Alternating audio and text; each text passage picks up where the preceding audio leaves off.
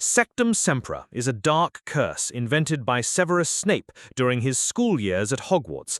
Its name derives from Latin, sectum meaning to cut, and semper meaning always. Together, the phrase translates to always cutting.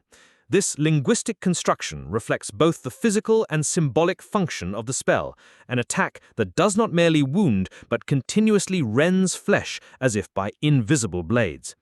When cast, Sectumsempra acts as an invisible weapon. It lashes the victim with deep slashing wounds that bypass clothing, armor, and ordinary protective spells.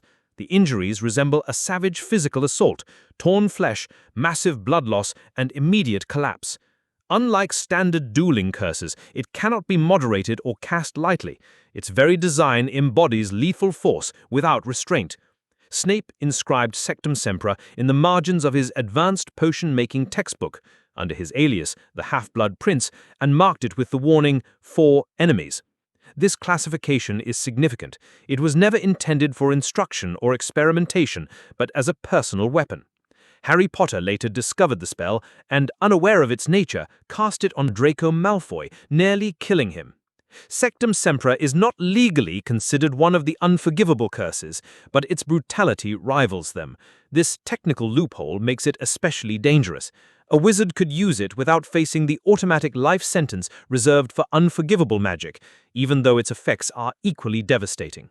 The spell occupies a unique place in spellcraft, an invention born of fear and survival, designed for finality rather than control. Vulnera Sanentur is the only known countercurse to Sectumsempra, created by Snape as a deliberate counterpart to his most destructive spell. The incantation comes from Latin, vulnera meaning wounds, and sanentur meaning may they be healed. Unlike most healing charms, Vulnera Sanentur is structured as a ritual, requiring both repetition and cadence to work effectively. The spell unfolds in 3 stages. The first repetition slows the bleeding and stabilizes the victim. The second initiates closure, drawing torn tissue together. The third completes the healing process, sealing the skin and halting internal hemorrhaging. Snape's notes emphasize that the incantation must be spoken softly, almost sung, with rhythm and control, rather than urgency. This layered structure gives the spell its reputation as magical surgery. Unlike Episci, which repairs surface injuries, Vulnera Sanentur penetrates deeply to mend critical internal trauma. Its effect is greatly enhanced by dittany, a rare herb that promotes tissue regrowth and prevents scarring. Without this, the countercurse may halt death but cannot guarantee full restoration. The most notable example of its use occurred when Snape saved Draco Malfoy after Harry's accidental use of Sectumsempra. Eyewitnesses described Snape's incantation as calm and melodic, a stark contrast to the violence of the wound. Vulnera Sanentur demonstrates a defining feature of Snape's spellcraft. Unlike most creators of dark magic, he provided a cure for his own invention. This duality, curse and countercurse, underscores both his pragmatism and his restraint. Levicorpus is one of Snape's earliest and most recognizable inventions. Its name comes from Latin, levare, meaning to lift, and corpus, meaning body. The spell suspends the target by one ankle, hoisting them upside down into the air. Mechanically, Levicorpus is a hex, most often cast non-verbally, as Snape's own notes indicate with the annotation NVB. When performed, the victim is seized by an invisible force, left dangling helplessly, with their clothes falling and their composure destroyed. It inflicts no physical harm by default, but creates extreme embarrassment and loss of dignity. During Snape's school years, Levicorpus spread rapidly among Hogwarts students, despite never being formally taught. According to Remus Lupin, it became so common that victims could be found hanging in corridors on a daily basis. Its popularity reflects both the spell's theatricality and the ease with which students imitated it once it escaped Snape's private notes. For Snape, Levicorpus likely functioned as retaliation against his tormentors, especially James Potter. Ironically, James later used the same spell to humiliate Snape during the infamous Snape's Worst Memory incident, turning the invention against its creator. Years later, Harry Potter discovered the spell in Snape's textbook and used it himself in Duels and Mischief, ensuring its persistence in magical culture. Libera Corpus is the direct counterspell to Levicorpus, designed by Snape to complete the pair. Its etymology is again Latin, liberare meaning to free, and corpus meaning body. True to its name, the spell releases a victim from suspension, returning them to the ground. The mechanics are simple but abrupt. When cast, the invisible grip of Levicorpus breaks instantly, causing the target to fall. Because the release is sudden, careless casting can result in injury from impact. Like its counterpart, Libera Corpus was intended to be performed non-verbally, allowing Snape to manage the effect quickly and discreetly. The creation of Libera Corpus reveals Snape's methodical approach to magic. For every affliction, he crafted a reversal.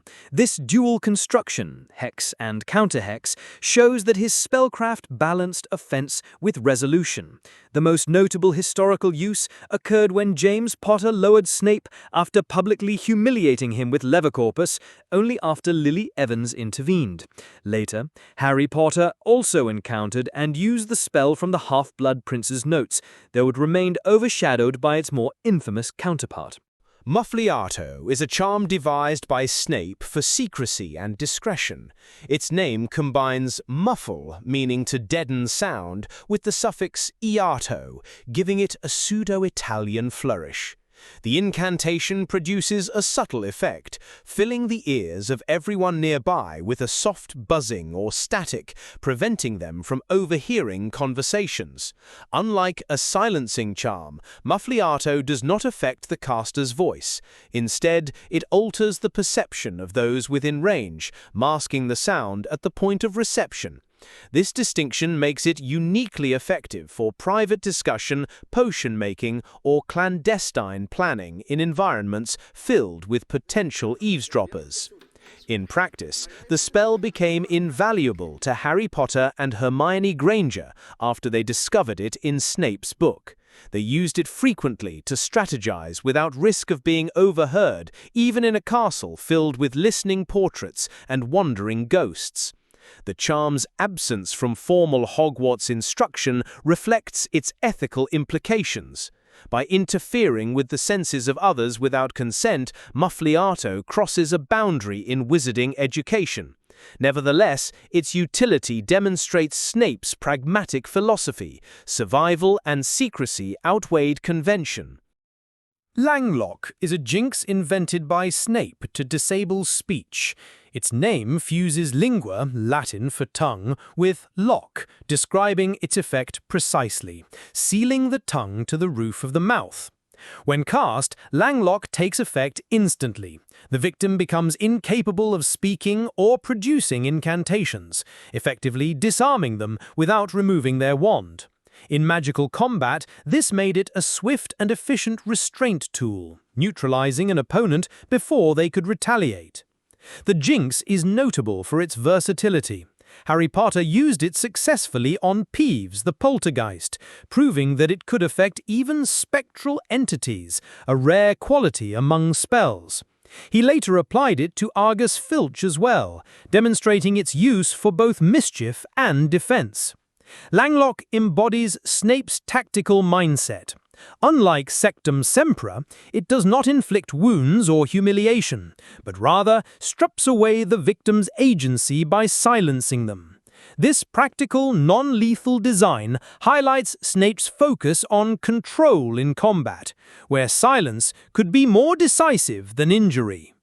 The toenail-growing hex is among Snape's lesser-known creations, but it reflects the breadth of his spellcraft. Instead of harm or secrecy, it emphasized absurdity. The hex accelerates keratin growth in the toenails, causing them to curl grotesquely through shoes and creating immediate discomfort. The spell has no known incantation, but its effects were documented when Harry Potter used it on Vincent Crabbe, producing what was described as very entertaining results. Though minor compared to Snape's darker inventions, the hex exemplifies his ability to design spells for ridicule and disruption. In intent, the toenail-growing hex transformed intimidation into embarrassment. It immobilized not through violence, but through humiliation, undermining composure with theatrical discomfort. This balance of the ridiculous and the strategic underscores Snape's versatility. His spellcraft was not confined to destruction, but extended to clever mischief.